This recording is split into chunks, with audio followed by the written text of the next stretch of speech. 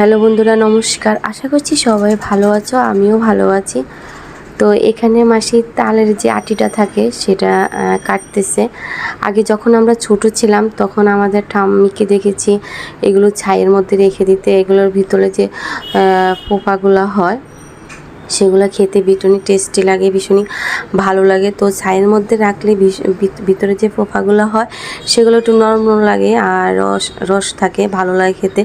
আর এখানে এত ছাই কোথা থেকে পাবো, যেহেতু শহরে থাকি, তো ছাইয়ের বড় অভাব। তো এভাবে মাসি তালগুলো নিয়ে ছাদে রেখে দিয়েছিল। তো মাসিকে বলেছি যে মাসি তালের যে আটিগুলো ছিল সেগুলো নিয়ে এসে কাটোকে দেখি ভিতরে কেমন হয়েছে। তো মাসি এখানে কেটে ভিতরে যে ফোফাগুলো ছিল এগুলো এই যে বাটিতে নিয়ে রেখেছে।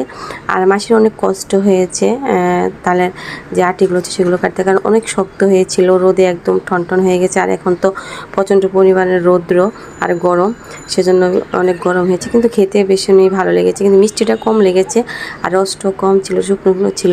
আর মেয়েকে জিজ্ঞাসা করলাম, এগুলোকে মেয়ে ফার্স্ট খেলো, মেয়ে নামে বলতে পারে না, মেয়ে বলে এগুলো নাকি নারকেল।